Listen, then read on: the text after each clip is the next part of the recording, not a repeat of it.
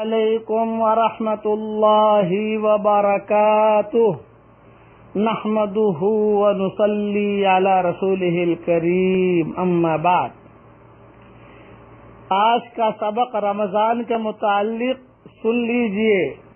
حضرت اسماء بنت یزید رضی اللہ تعالی عنہا سے روایت ہے کہ رسول اللہ صلی اللہ علیہ وسلم نے ارشاد فرمایا، قیامت کے دن سب لوگ زندہ کیے جانے کے بعد ایک وسیع اور ہموار میدان میں جمع کیے جائیں گے۔ پھر اللہ تعالی کا منادی پکارے گا، کہاں ہیں وہ بندے جن کے پہلو راتوں کو بستروں سے الگ رہتے تھے، یعنی بستر چھوڑ کر جو راتوں کو تہجد پڑھتے تھے، وہ اس پکار پر کھڑے ہو جائیں گے اور ان کی تعداد زیادہ نہ ہوگی۔ پھر وہ اللہ کے حکم سے بغیر حساب کتاب کے جنت میں چلے جائیں گے۔ اس کے بعد تمام لوگوں کے لیے حکم ہوگا کہ وہ حساب کے لیے حاضر ہوں۔ یہ حدیث امام بیہقی نے شعب الایمان میں لکھی ہے اور بکھرے موتی جلد اول صفحہ 147 پر میں نے لکھی ہے، یہاں دیکھ لیں۔ تو تہجد کی کتنی بڑی فضیلت ہے۔ اس کے لیے رمضان کے مہینے سے تہجد کی جائے ابتدا کیجیے۔ آپ سحری میں اٹھنا ہی اٹھنا ہے، 2 رکعت پڑھ لیجیے۔ اور تہجد کے وقت میں یہ اردو میں ایک دعا بتاتا ہوں، یہ مانگ لو تو بہت اچھا رہے گا۔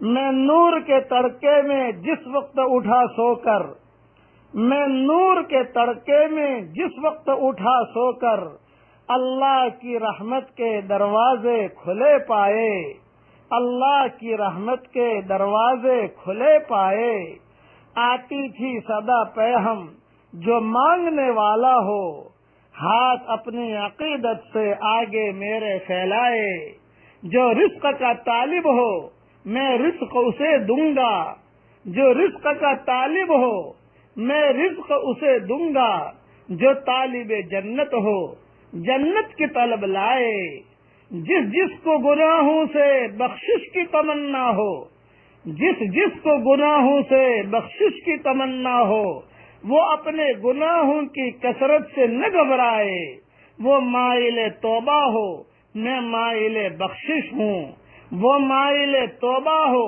میں مائل بخشش ہوں، میں رحم سے بخشوں گا وہ شرم سے پچھتائے، یہ سن کے ہوئے جاری آنکھوں سے میرے آنسو، یہ سن کے ہوئے جاری آنکھوں سے میری آنسو، قسمت ہے محبت میں رونا جسے آ جائے، آقائے گدا پرور سائل ہوں تیرے در پر، آقائے گدا پرور سائل ہوں تیرے در پر، میں اور تو کیا مانگوں تو ہی مجھے مل جائے۔ تہجد کے وقت میں گویا کہ اللہ تعالیٰ کی طرف سے یہ ندا آتی ہے۔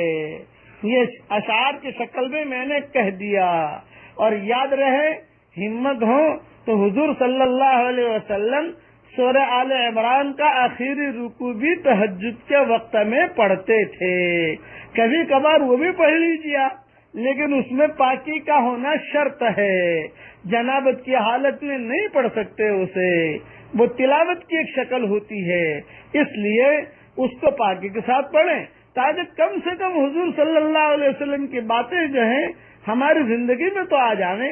اللہ تعالی ہمیں عمل کرنے کا توفیق عطا فرمائے۔ السلام علیکم ورحمۃ اللہ وبرکاتہ، وآخر دعوانا ان الحمد للہ رب العالمین۔